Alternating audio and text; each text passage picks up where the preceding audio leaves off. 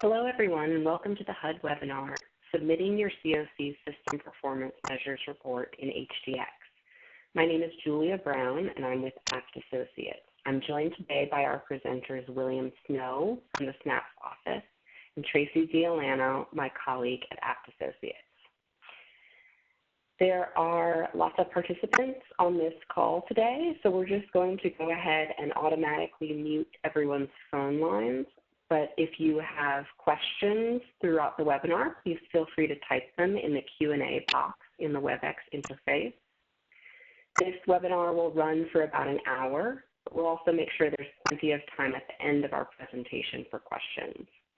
We'll answer some of those in writing throughout the presentation, but we will also read aloud as many questions as we can at the end of the presentation to make sure that we have time to answer those verbally as well. So today what we hope to accomplish is to make sure that folks understand the submission deadline for the system performance measures in the HDX. We also want to make sure that people understand how to resubmit last year's data if it is desired. Many CoCs had challenges with their submissions last year and submitted inaccurate or incomplete data just in order to meet the deadline. HUD is allowing those CoCs to resubmit that report if you wish to. If you're comfortable with what you submitted, there's no need to do that, but it's an option available to you if you wish. We'll also walk through the process of entering data for your HMIS system performance measures into the HDX, either manually or via a CSV upload. We'll also talk about how to complete the new data quality tab that will be available for the FY 2016 data submission. Just a note that you won't be able to see this tab right away. It will only become visible when you start your FY 2016 submission, which is after you decide whether or not to resubmit your FY 2015 data. And finally, we'll talk about how to review your data once you've entered it, how to review your validation warnings and errors, and then finalize and submit your data.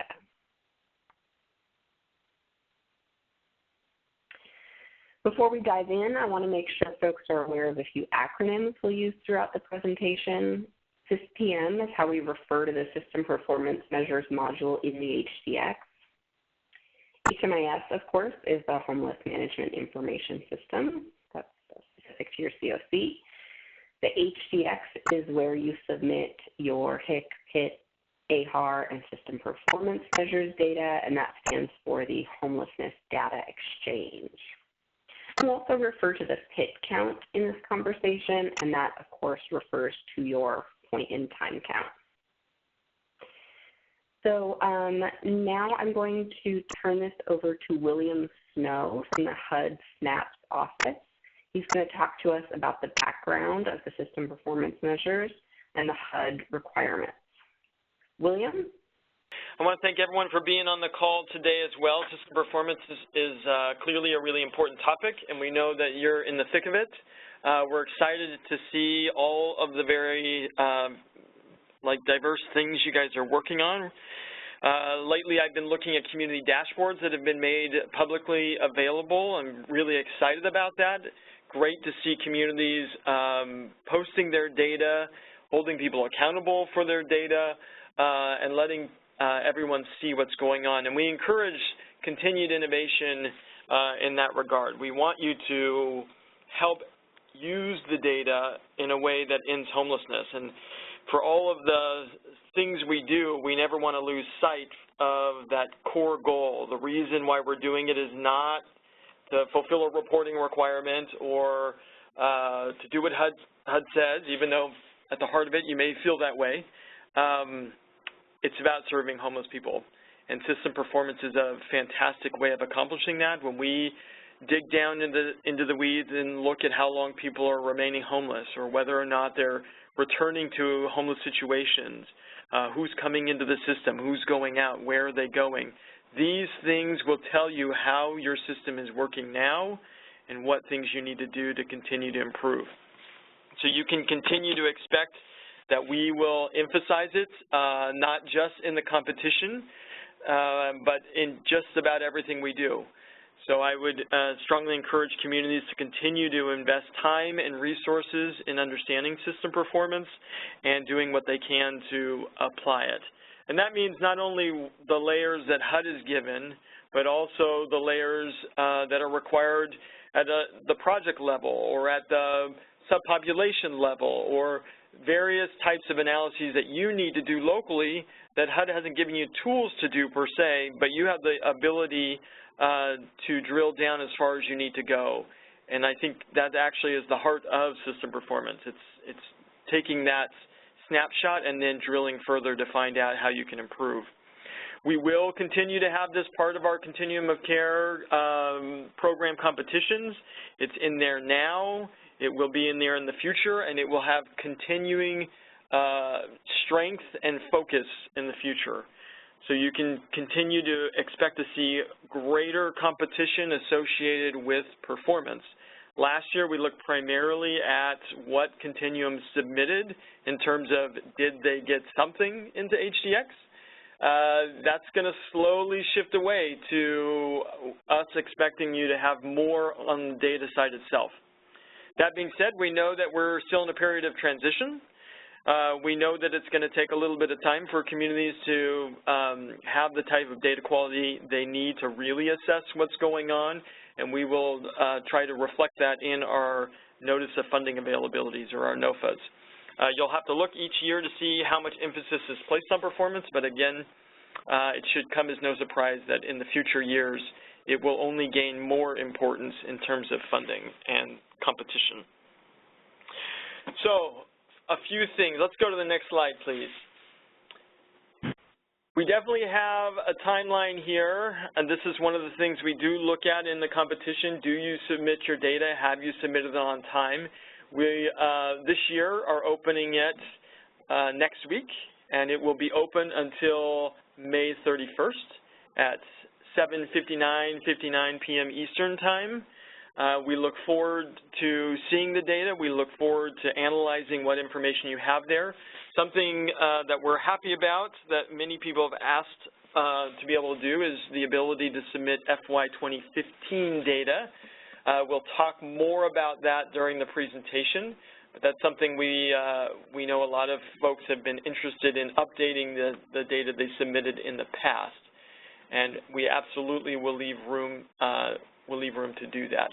Next slide, please. So again, a few changes this year. We're going to open the option to resubmit FY 2015. You don't have to if you're confident in your 2015 data. You do not have to make changes. But if you're going to make a change, you got to change it all. So again, we'll talk a little bit more about that. We did open up Measure 1B this year, and that looks at length of time homeless, and it includes the data collected in what was 3.17, that data element about length of time people were on the streets or in safe havens or in emergency shelter. This is going to be shifting a little bit over time because it was 3.17 for 1 year. And then last year, we switched it to 3.917. These are the data elements in the data standards. But the data, the underlying data, the principle is the same, right? It's the length of time homeless that, that clients report to us. So we want to try to reflect what they're sharing with us. It gives us a better reflection of their unsheltered information. And we are moving forward on improving the way we look at data quality, expanding our vision beyond null and missing values. This will continue to improve over time, and we're including the new and improved look at data quality this year in our submissions. So again, you can expect that will probably expand a little bit in the future, and we just want to make sure that Continuums recognize the significance of the data quality aspect. With that, I'm going to turn the time back over to Tracy and Julia, but thank you again for joining us. Thanks so much, William. This is Julia Brown with APT. Okay, so we can go ahead to the next slide, and we'll talk a little bit about getting ready for the submission process in the HDX. So before you even log into the HDX, you'll want to download and review the System Performance Measures Data Entry Guidance or manual that will be posted on the HDX shortly. That guidance document is very detailed and walks you through each of the screens in the HDX. The content of this webinar was drawn from that manual, but obviously because it's written, it has a lot more detail, a lot more information, and there's really very detailed step-by-step guidance in there for how to move through that HDX. So you'll want to have that on hand as you get ready for your data submission process. You'll also want to make sure that your COC collaborative applicant, the HDX primary contact, visits the HDX page and confirms that those folks who will actually be responsible for entering and submitting the system performance measure data into the Sys PM module in HDX have appropriate access privileges. So don't wait until the day of the deadline to make sure that you can actually submit these data into HDX. You want to have write access and submit access before you even get started. So that's something that you can take action on today and be ready to go. You do not want to be caught off guard on that last day by the realization that you can't even submit the data.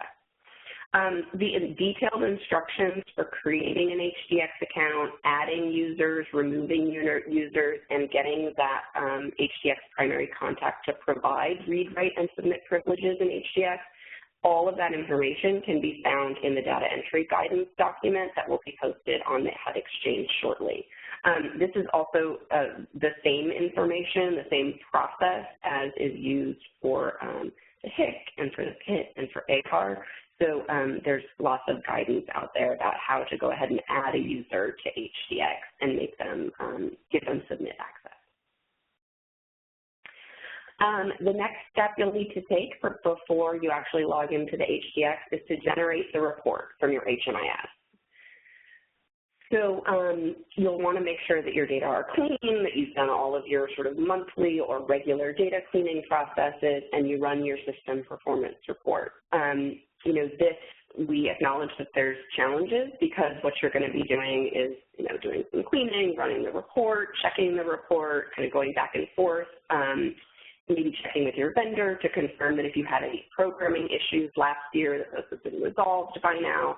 But once you get to the point where you really run that final report, you'll want to make sure that you've got that in hand, and that's the one that you're going to go ahead and enter into the HDX.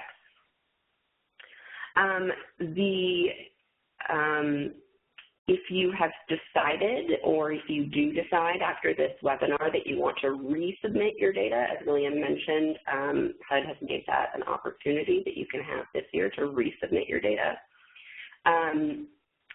You will want to also run a report for that time period. So the 2016, the fiscal year 2016 data are from October 1st, 2015 to September 30th, 2016. And then if you want to resubmit your 2015 data, that would cover the fiscal year October 1st, 2014 to September 30th, 2015. And then last but not least, also new this year, as William said, HUD has requested some additional data quality information. So new this year, you'll need to generate a standard data quality report. The specifications for this new report have been provided to your vendor. They've been available to the HMIS vendors since January, and they're expected to make the report available to COCs on April 1st, so day after tomorrow. They're supposed to be ready in your system. These are also the same building blocks for data quality that will be relevant for APRs. So for the system level data, it's not the entire report that you'll be uploading, it's just a few data points from the report, and we'll talk more about that toward the end of the presentation. So once you have your HMIS reports, and we can go on to the next screen, Aubrey.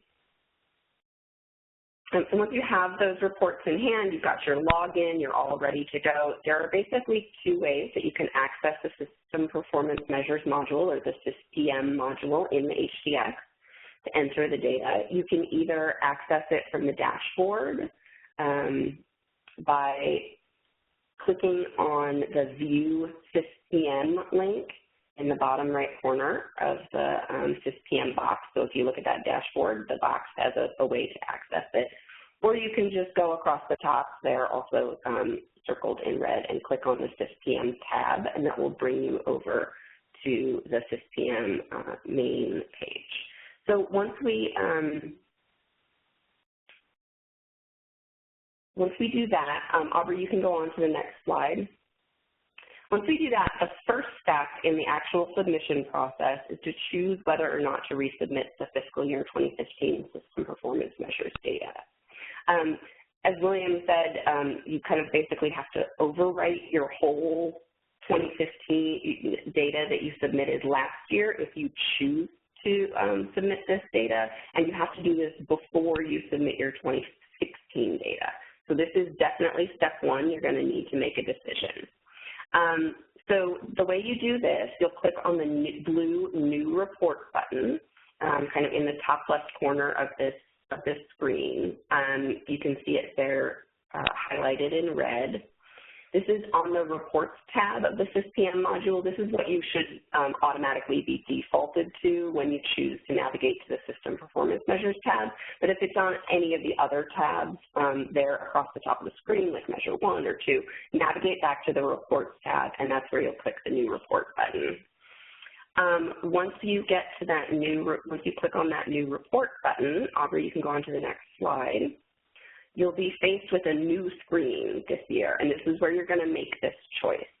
So you can either choose no, in which case it will just take you to the Measure 1 tab for the fiscal 2016 report, and you'll just go on submitting that data. Or if you choose yes, the system will default to the Measure 1 tab for the 2015 report, and you'll go ahead and proceed in entering your 2015 data.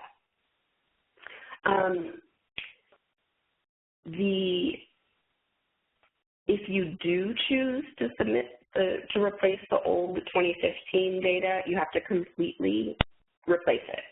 So when you type data into the revised 2015 columns in each of the tabs as you go through, the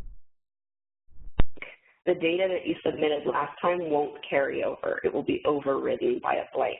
So you need to make sure to fill in every single cell for the 2015 data, or you can upload a new data set if that's a feature that's available to you through your system's HMIS. The instructions for entering the data, the actual manual data entry in each of the fields, are basically the same for fiscal year 2015 and 2016. The only real difference is that the fiscal year 2015 resubmission tabs will generally show you the calculated differences between what you submitted this year versus what you submitted last year. Since there's no prior year data from last year, it was our first year, we'll just show you the difference between your new submission and your old submission, just as a point of reference. So we're not going to walk you through every screen in the fiscal year 2015 submission, since it's so similar to the 2016 submission. We will go ahead and look through the 2016 submission in detail, but you'll just notice some slight differences between the 2015 submission and the 2016 submission if you do them both. But they should be fairly self-evident, and all of the columns are labeled appropriately to help you understand what it is that you're looking at.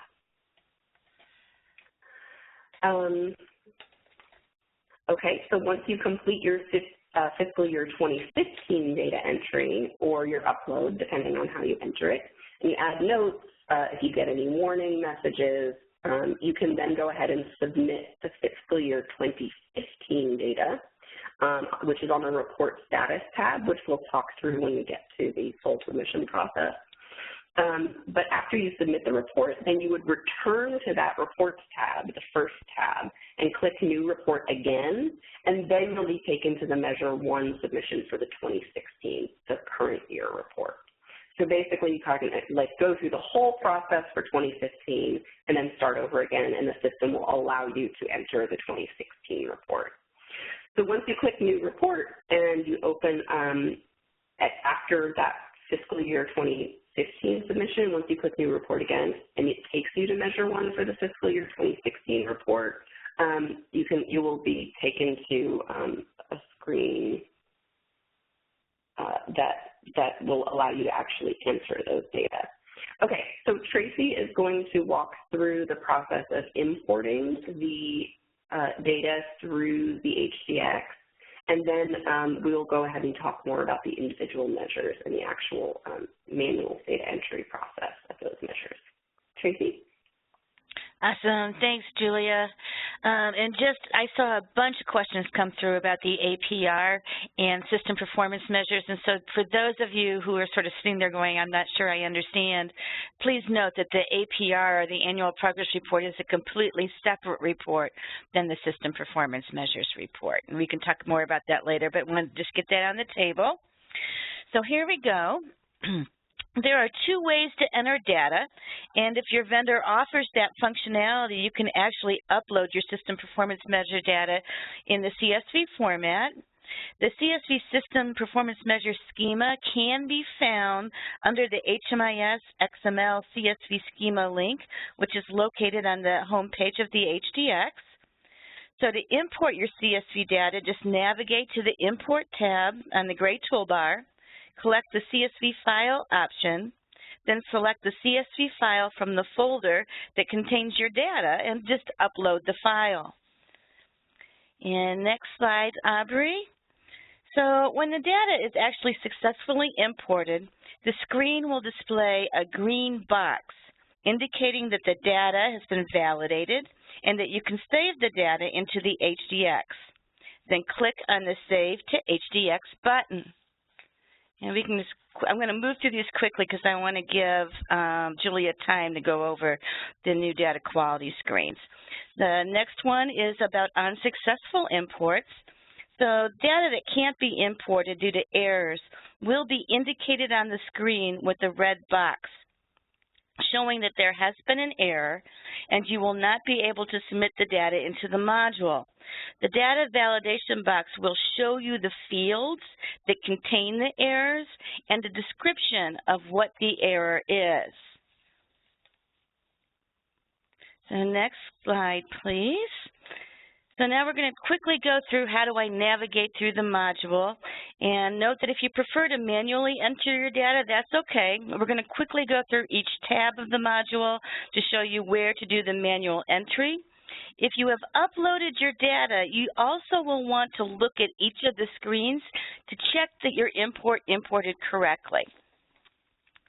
So the System Performance Measurement module includes obviously 7 measure links on the secondary navigation bar, which will direct to distinct data submission tabs. We're going to go through these very, very briefly since they're identical to the submission screens from last year. And if you want some more detailed, in-depth information, you can look at last year's webinar or navigate to the HUD Exchange, and we will be posting a very detailed data entry guidance document that will help walk through each of those steps. So let's go ahead and click to the next screen, and we'll look directly at Measure 1. And as you look briefly through these, one thing you'll note is that when you prepare your fiscal 2016 data, you'll see the new data you're entering is compared to what was submitted in fiscal year 2015. Note if you resubmitted your 2015 data, it will be compared to the resubmission. So in this example, you can see that last year's average length of time for persons who were homeless in emergency shelters and safe havens was 137 nights, and we did a better job this year, and so this year it's down to 127 nights, which is 10 nights down. All right, next slide. Table 1B is new this year and will ask for the results of the average and median length of time people are spending in the sheltered homeless portion of your system. The calculations for this metric are based on data element 3.17. So that's important because that's how you collected the data throughout 2016. Next slide. We're moving right to Measure 2. And Measure 2 is the extent to which persons who exit homelessness to permanent housing destinations return to homelessness, and simply enter the results from your HMIS report. I know I'm going quickly, but I do want to spend a little bit more time on the things that are new, and Julie is going to go through some of the new items and on the data quality report, so that's why I'm going so quickly through here. Measure 3 is divided into 2 tables. Metric 3.1 is automatically populated with PIT count data that you've already submitted into HTX. So yay, you don't have to do much with 3.1. Metric 3.2, which is on the next slide. Oh, you got it, okay. This table captures the unduplicated counts of active clients for each of the project types throughout the reporting period. Note that the sheltered count should be fairly close to the count of persons in emergency shelter, safe havens, and transitional housing from Measure 1. Measure 1 will likely be a little bit less because it excludes persons who exited on the first day of the reporting year, and Measure 3 does not. All right, next slide, moving on to employment and income growth. Note that Measure 4 is divided into 6 tables. As you did last year, simply enter the results from your HMIS report if you haven't imported the data. And if we look at the next slide, you'll see the last 3 tables. And note that this measure is calculated slightly differently from the APR measure. And it's done at the system level rather than at the project level. But if you have concerns about the numbers you're seeing, looking at the APRs of the relevant projects may help to point you in the right direction. Okay, moving on to Measure 5.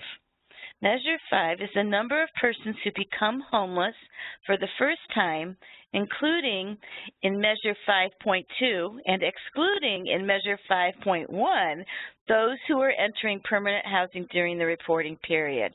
So you can see that Measure 5.1 includes persons in ES, SH, and TH, whereas persons in 5.2 looks at the change in number of persons entering emergency shelter, safe havens, transitional housing, and permanent housing projects. Okay, Measure 6. This is everybody's favorite because this measure is, again, not applicable to COCs in 2016, so you won't have to enter any information into it, but it's here as a placeholder for when we do get to the point where we can measure this. And we're going to move on to Measure 7. And again, note that this measure is calculated slightly differently from the APR measure, and it's calculated at the system rather than at the project level. But if you have concerns about the numbers you are seeing, looking at the APRs of the relevant projects that submit APRs, you may be able to figure out where your concerns are, and it will help point you in the right direction. And so next, Julia is going to provide an overview of the errors and warnings and all the new stuff, and so that's why I wanted to save a bunch of time so that Julia would be able to spend some time on some of those things that are new. So, Julia?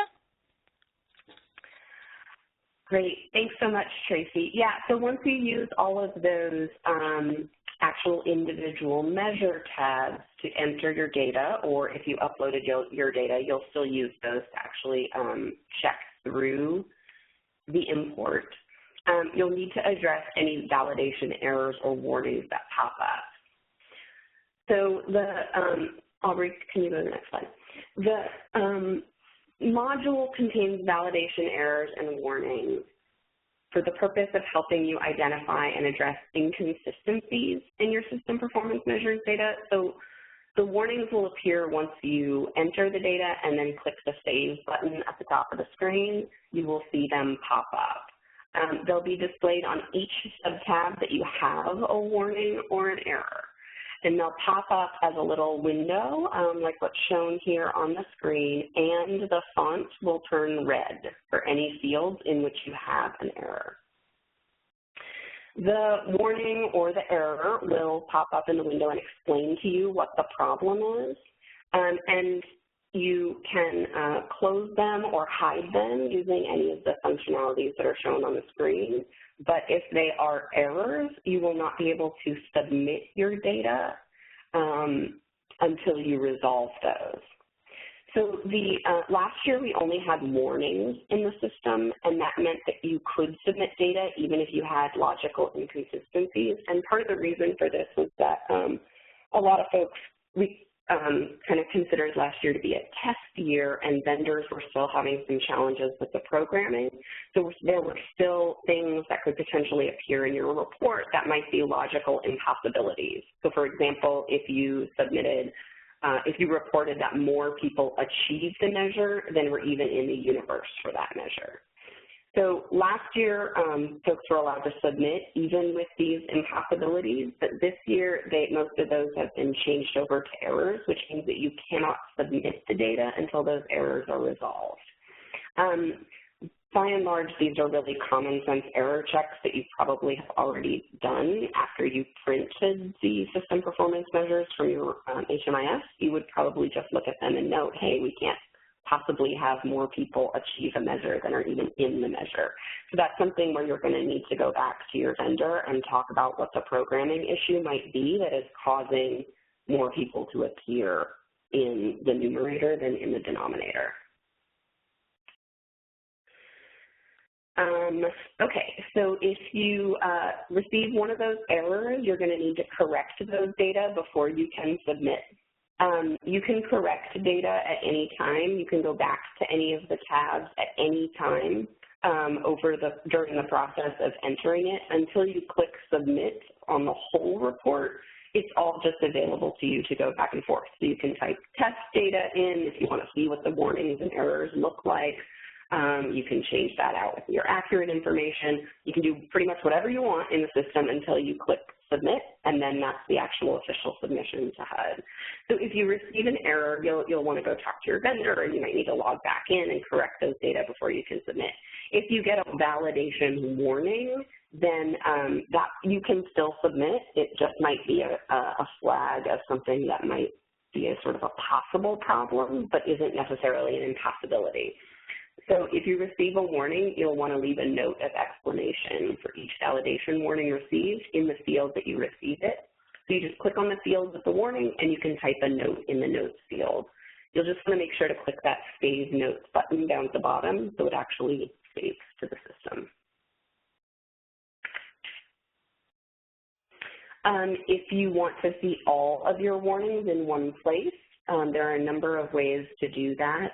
On each page, you can print all of the warnings and errors from that page, or you can go to the Reporting Status tab, which is the last tab, and you can see that you are not able to submit. The current status is in progress. Please fix errors to submit, and that Submit button is grayed out, which means you can't submit anything. But if you have errors, you can click on this Validation Errors and Validation Warning rows here in this little table, and it will sort of explode to show you all of the validation errors and all of the warnings in your system. And you can click this print button, and a PDF will pop up and print for you. Also new this year, I know there was a challenge last year where it just showed you the warnings but didn't show you what it was related to in that printable feature. This year it tells you which field each of those errors is associated with in that PDF.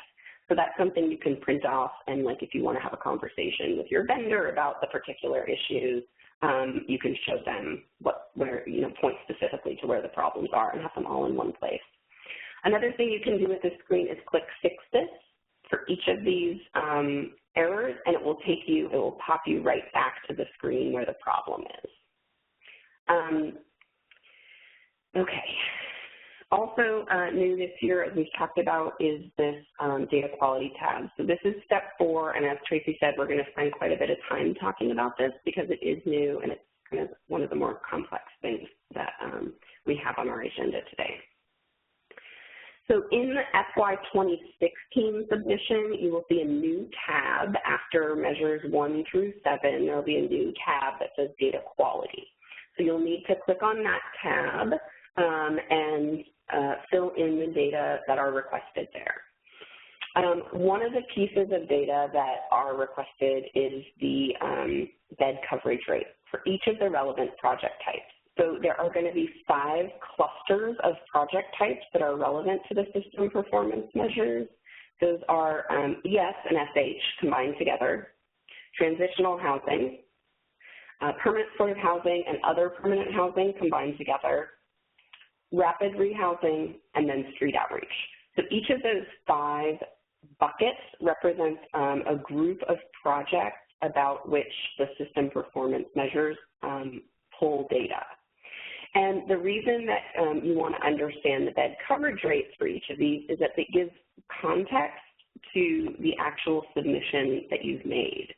So if you, for example, show declining performance from last year to this year in your emergency shelter length of stay, let's say, but you also show a dramatically increased bed coverage rate in HMIS because you were able to successfully bring on a bunch of rescue missions into your HMIS, which are logically more likely maybe to have different standards for how they keep folks in emergency shelter. You can sort of like, it's a way of showing HUD that even though the performance might have declined, it's because you were able to achieve something in terms of your bed coverage rate, of raising your bed coverage rate. So really it's a way of providing context to the performance in each of the measures. Similar to bed coverage is the actual data quality itself for projects that do participate in HMIS. So there are 3 data points that you'll be required to manually enter for each of the relevant project type groupings. You'll need to enter them for fiscal year 2013, 2014, 2015, and 2016 this year. In future years, you'll only need to enter it for the particular fiscal year that we're in because you'll have already entered it for these previous years. And the reason for entering it back that far is because many of the measures look back at data over the last 2 years. And so HUD wants to understand whether data quality is improving or maybe declining, which will again give context to the actual performance itself. So the 3 data points that you'll want to enter is total number served, total leavers, and the total number who have a missing, don't know, or refused destination, or, like for don't know, it means client doesn't know, or that the person left without an exit interview. So any of those response categories get rolled up into sort of an error rate for destination. And so understanding whether, a particular, so for example, if an emergency shelter, if your emergency shelter and safe haven are showing very low numbers of people who are exiting to permanent housing situations in Measure 7, it might be because that's actually happening, but it might also be because you don't know where people are going because you're missing a lot of data. And both of those are problematic, but they're both different challenges to address. So HUD wants to understand that context for each of these clusters of project types for each of these fiscal years. So Aubrey, can you go on to the next slide? So I just wanted to give you that context before we actually look at the data entry tab because it's a little bit overwhelming. So you'll, again, these first 3 rows are going to be automatically pulled over from your HIC, so you won't have to do any data entry there. But you will have to enter those 3 data points from each of the reports that you'll need to pull from your system. So vendors have been told to program these data quality reports. So you'll need to run a report for all emergency shelter and safe haven projects. The report is established to allow you to run it at the individual project level or for multiple projects, depending. You could run it for all the projects, for just some of the projects, or for just one project. So you'll need to run the report in these 5 different ways, so that you're running it for all emergency shelter and safe haven combined, then you're running it again for all transitional housing, and again for all permanent supportive housing and other permanent housing combined, et cetera, et cetera. So you'll need to run those reports and pull just those 3 data points and manually enter them into this tab. And it is a little overwhelming this first year, but in subsequent years, again, you'll only have to enter 1 fiscal year pull per submission for each of these project type groupings. So this is something where, you know, when you do the preparation step, you're going to want to kind of pace yourself for running these reports. You'll want to start sooner rather than later, and you may just want to do, you know, like 1 set of reports a week or something, just to make sure that you're kind of pacing yourself with the number of reports that you have to run, especially for those larger systems where running these huge reports across multiple projects is going to be a lot of data to process. So the source for each of those data quality elements that you're going to need to enter into that data quality tab they're shown here on the data quality report template. So this is something, again, that vendors were provided as part of the specifications for the standardized HUD HMIS data quality report that they're supposed to be able to produce starting April 1st. And so this is what your output should look like. And based on this output, then you can just pick these 3 fields that are highlighted in red, and that's what you'll manually type into the system. Okay, we can go on. Once you complete that data quality tab, you're basically ready to submit, and you go back to that reporting status tab. You can go on to the next slide.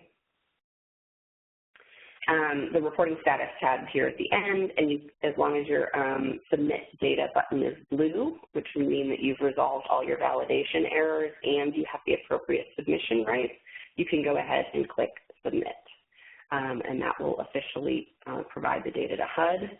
Once you do that, you can then go and print out here in this reports row on this same screen, you can print out a PDF version of the system performance report submission and retain that for your files and for your COC application. So don't forget that you have to go ahead and submit that by May 31st. And here's what that output report looks like.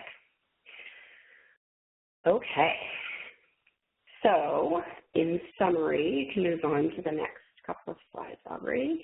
There are these 6 steps of how to do the submission, and again, we walk through great detail in the guidance document that will be posted to the HUD Exchange. It's not posted there yet. I saw a few questions come through saying they couldn't link to it or you're asking for links. It's not available yet. You'll get a listserv when it's posted, and when we post this webinar, we'll make sure to post links to the guidance manual at that point. And I think that's probably all the content we've got. I know there are a whole bunch of questions that have been coming in, so I'll go ahead and read through a few that I flagged as seeming like worth mentioning to the group as a whole. Did HUD give vendors a deadline to have a report for Measure 1B? Measure 1B has always been in the vendor specifications. It was in the vendor specifications last year. It was just suppressed last year. So they are aware that it will need to be available this year.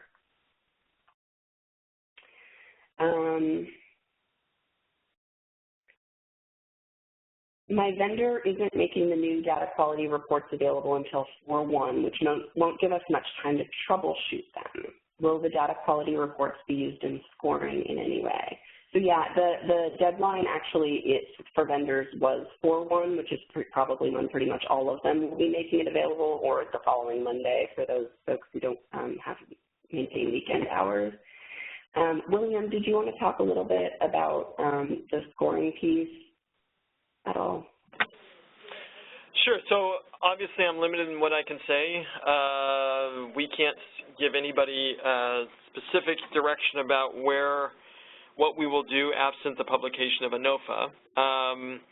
What I can say is, similar to last year, we're aware that it's taking time and it will continue to take time to implement the system performance measures. We will take that into account as we look at various things in the scoring aspect. However, it will, again, be really important. It'll continue to have a greater weight over time. So the data quality aspect is part of that. We see both data quality and HMIS bed coverage as part of the larger system performance package. If you have fantastic data, but it turns out your data quality is terrible, then you do not have fantastic data, and we will score you accordingly. So again, we see bed coverage, data quality, and the actual numbers as a package deal. We know, like last year, the data quality stuff is brand new. We will take that into account when we're determining what type of scoring criteria to apply, but you'll need to wait until the NOFA is released to determine how exactly that's implemented. And just from a technical note, again, like last year, since it's new, there's nothing in the data quality tab that will prevent you from submitting your data. So, you know, if you're running into trouble with your vendor, of course, let HUD know via the AAQ, but know that you can still submit and at least meet the deadline. Okay, someone else asked, what is the benefit of resubmitting the fiscal year 2015 data?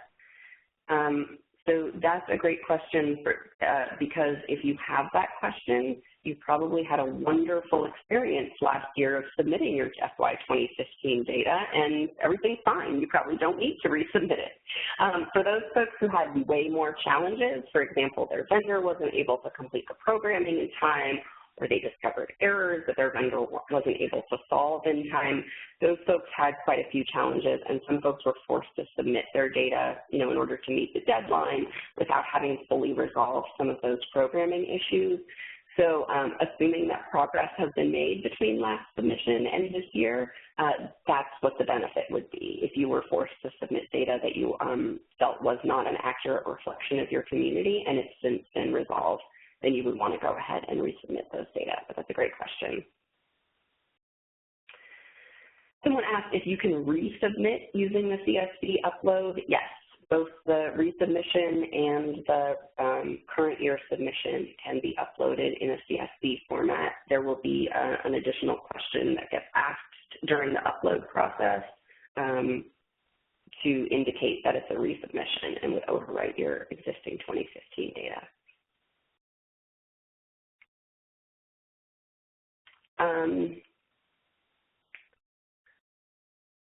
William, here's another question for you. So I think this is a couple different people asked this in a couple of different ways, but since fiscal year 2015 data had some problems for some communities, will HUD be comparing fiscal year 16 to fiscal year 15, again, as part of the scoring for the NOFA, which I know you can't talk about that piece, but is the comparison something that's relevant given the challenges that folks faced last year?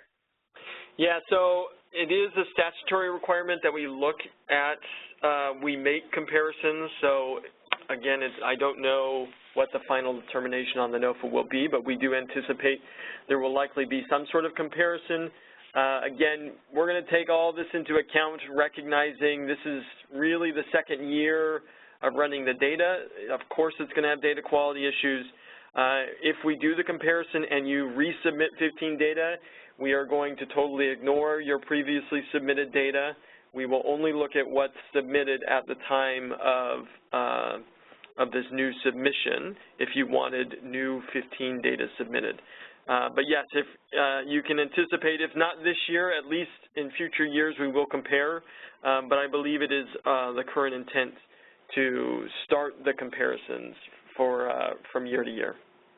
And again, those comparisons are not across CoCs, they're within CoCs. So HUD will not be comparing one COC to another. Rather, HUD will be comparing the progress of one COC's data, 1 year of data to the next. So obviously, if it's a comparative measure, like most of them are, there's not a whole lot to compare to, right? This essentially is creating the baseline. If you're supposed to see if you had 15% returns to homelessness compared to what, right? There's no, or there's limited comparison information. So we know that that scoring will need to reflect the reality that there's very little to compare to.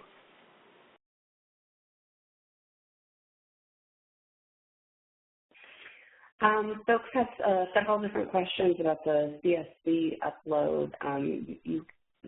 If you have the ability, if your vendor provides you with the ability to produce a CSV file for the system performance measures according to the specifications that are provided on the HDX, then yes, you can just upload the data. And there are steps for how, there's an explanation and steps for how to do that, both earlier in this webinar, but also in that guidance document. It walks you through the process of doing that upload.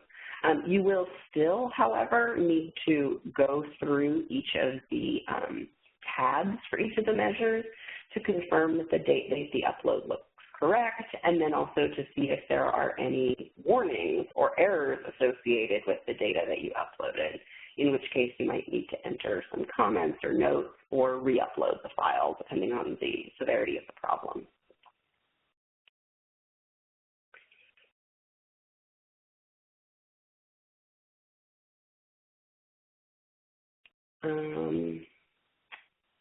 What kind of details are you looking for in an explanation for a warning? So the warnings are fairly technical in nature. There are very few situations, there are no situations where you are asked to provide a warning, you're asked to provide an explanation for a warning because, for example, your performance decreased.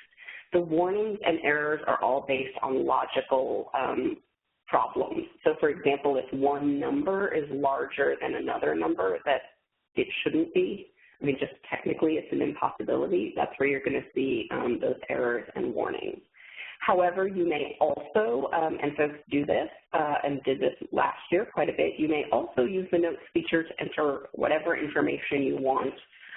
Just be aware that those notes aren't something that's included in the official submission of the report when you print it out and attach it to your application. So I don't know what's going to be in the application, but if there are questions about your performance, you would want to answer them in the appropriate place in the application. Don't consider any notes that you've submitted in this HDX module as being in any way like an official explanation for changes in performance. Hey, Julia, a couple questions came in that are a little different, so I thought maybe I'd read them to you. That would be great. So the first question is, which fiscal years are required for the data quality tab? And a very close second to that is, do vendors have instructions to present only 1 year at a time, or will it go back for all the required years? Yeah, that's a great question. So my understanding from the specifications is that vendors were provided with the instruction that it has to be available for any groupings of projects that you want to be able to select and for any time period that you want to be able to select. So that's obviously going to be set up in different ways for different vendors, but you should be able to select reporting periods or define reporting periods in your system. That is part of the technical specifications for the project. And the fiscal years that are required to be submitted are the last 4 fiscal years, because the measures look back 2 fiscal years. So in order to kind of like scoop up the information we missed last year, we need to get 4 full fiscal years. This fiscal year, last fiscal year, and the 2 fiscal years that were being looked at last year, looked back to in last year's submission. And the actual fiscal years, The labeling for those are all shown in the Data Quality tab, which again, once the HDX module opens, you'll be able to go and look at anytime. It's also shown in the screenshots in the guidance document and earlier in this webinar. I know it's small on the webinar, so it's hard to see, but each of those column headers tells you which fiscal year you're submitting. Okay, and we did have one question about folks who have gone into HDX and looked at the System Performance Module and said, yeah, but I don't see the new Data Quality tab. And that is because we haven't uploaded the new updates and enhancements to the live system yet. Still on the testing system, so it will be there when the system goes live on April 1st. That's right. Although, Tracy, I will point out that until you make the choice about whether you want to resubmit your 15 data or move forward to your 16 data, you won't see the Data Quality tab until you're in that fiscal year 16 report. So just make sure, like, don't panic if you go there and don't see it, because it wasn't relevant for that 16 year. So you need to make that choice to submit that whole year and then go forward to 16 in order to see the new tab this year. That's right. I forgot about that.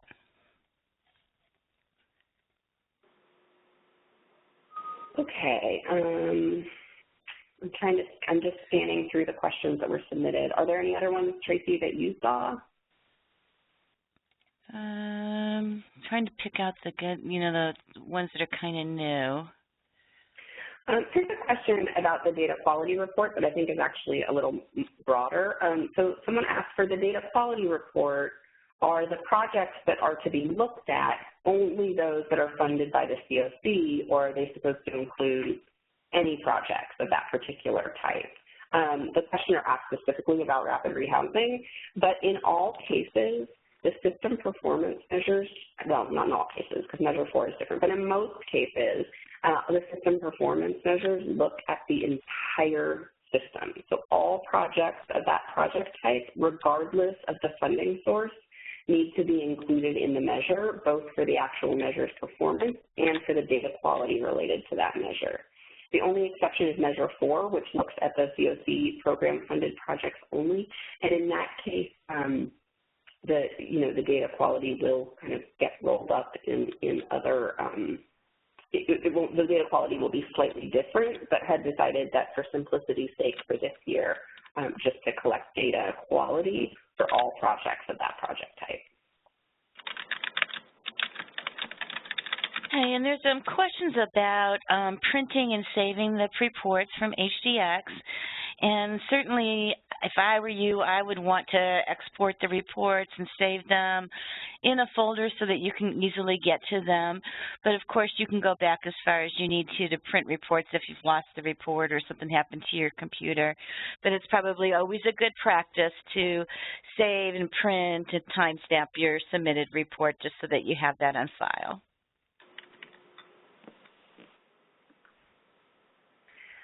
Great. Someone else asked, how is data from a comparable database, so not from the HMIS, to be integrated? William, is that something you want to address?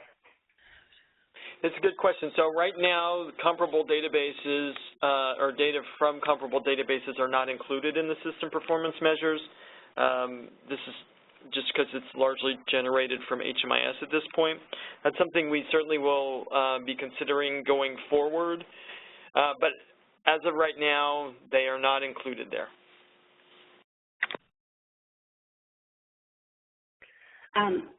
Thanks, William. Tracy, I noticed again, just as you mentioned earlier in the presentation, a few folks are asking about APRs and the relationship between APRs and this particular report. And I know that probably is coming up because there has also been a lot of presentations going on from HUD about the new platform for submitting the APRs. Again, the APRs are a project-level report, and there's a new submission platform called Sage that projects will need to actually use to upload their APR data. However, this is an entirely different report. This is a system-level report that looks across projects. So it's looking at the system's performance as a whole rather than any individual project's performance. So this is a different report, and it's something that's required to be submitted by the COC as a whole.